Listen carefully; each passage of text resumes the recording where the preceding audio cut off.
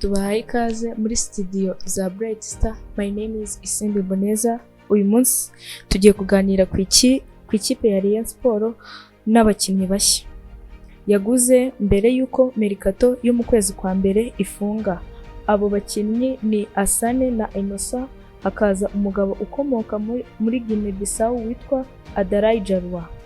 Hanyuma hakaza umukinnyi w'umunyarwanda witwa Biramahire Abedi. Aba bakinnyi batatu bari ku butaka bw'u Rwanda, bakaba batangiye imyitozo mu Nzove kuri uyu wa mbere. Reka tubanze tuganire kuri aba bakinnyi. Asana twamugarutseho inshuro nyinshi ko ari umukinnyi ukina aca ku ruhande kandi ushobora gukina no kuri nimero 10 cyangwa 10, kuko ni ibintu yakinnye inshuro irenga imwe mu ikipe yaho akomoka yitwa Koto Sport Darua. Uyu mukinnyi akaba yarakinanye na Aziz Bassane mu gihugu cya Cameroon. Hanyuma uyu mukinnyi ushobora gukina na nimero 10 uyu munsi kuri uyu wa mbere yatangiye imyitozo ye ya mbere mu ikipe ya Rayon Sport. Yari amaze almost icyumweru akorana imyitozo na bagenzi be, ariko iyi ni imyitozo ye ya mbere akoze nyuma yo gusinya amasezerano na Rayon Sport. Hanyuma ya Aziz Bassane hakaza undi mukinnyi witwa Adarayi Jallow. Uyu mukinnyi nawe yari amaze iminsi itari mike ku butaka bw'u Rwanda, ariko uyu ni wo munsi we wa mbere akandagiye mu Nzove, akaba ari nawo munsi we wa mbere w'imyitozo nyuma yo gusinyana amasezerano na Rayon Sport. Niba uri kureba aya mashusho y'imyitozo nawe arimo uraza kumubona. Ni umuhungu w'imyaka 20, akaba yarabaye top scorer muri sezo ishize, akaba yaratsinze ibitego 16 mu gikombe cya shampiyona n'ibindi bitego 3 by'igikombe cy'igihugu, bikaba ibitego 19. Uyu mukinnyi nawe akaba yasinyiye Rayon Sport. Uyu mugabo ni umuntu uri shy cyane, kuko biragoye kubona umuntu baganira kuko avuga ururimi rw'igiportuge. Niba uri kureba iyi myitozo urabona ko uyu mugabo ari guhagararana cyane na Biramahire Abedi, kuko Abedi avuye gukina muri Mozambique, igihugu gikunda gukoresha igiportuge. Rero uyu mugabo Abedi afite ibyo akiziho. Umukinnyi wa gatatu ni umukinnyi w'umunyarwanda benshi muramuzi, yitwa Biramahire Abedi. Twabashije kubona ijwi rya Biramahire Abedi turikuye kuri Fly TV show.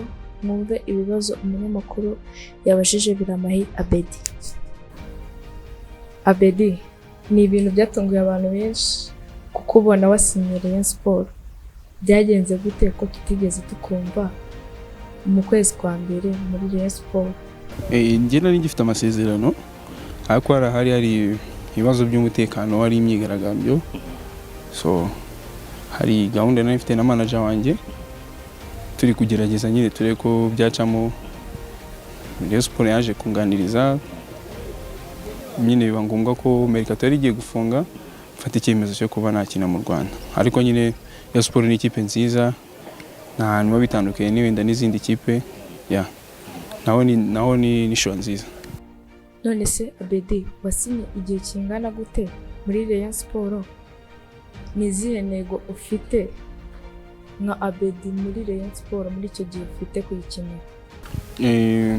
Sinye amezi 6, ashobora kwiyongera bitewe na performance cyangwa na gahunda afite, ariko gahunda afite ubu ngubu urumva ko sinye amezi 6 ntabwo uje kujenjeka cyangwa uje kurya bench, ugomba gukora ugashyiramo imbaraga, ukareba ko buri match yose ko nzaba nshoboye mfatanye na bagenzi banjye, ko ntabwo wasanga ikipe ku mwanya wa mbere ngo bisubire hasi, ahubwo nanjye ndazanongera imbaraga zanjye kuri bagenzi banjye. Niki wabwira abakunzi ba Rayon Sport bakubonye mu myitozo bwa mbere n'abandi muri rusange bumvishe ko wasinye, abakunzi ba Rayon muri rusange? Ubutumwa nabagenera, babe inyuma ya ekipe, batube hafi, badusapotinge, dukomeze tube ku mwanya wa mbere, nta gucika intege. Hari igihe ushobora kubamo kunganya bakomeze basapotinga ikipe, nirwo rugendo nyine mpaka ku munota nyuma dutwaye igikombe. Abedi, turagushimiye kubw'umwanya wawe, tukwifurije amahirwe n'imigisha mu ikipe ya Rayon Sport. Urakoze nawe. Muramwumva rero, twari turi kuganira na Abedi Bigirimana aho yasinye amezi 6 muri Rayon Sport, mwabyumvishe, n'abandi bakinnyi benshi bashyashya twababwiye muri Rayon Sport. Amakuru yacu nakagaruka, tubifurije umunsi mwiza, turanabashimiye cyane abantu mwakurikiye ikiganiro cyacu.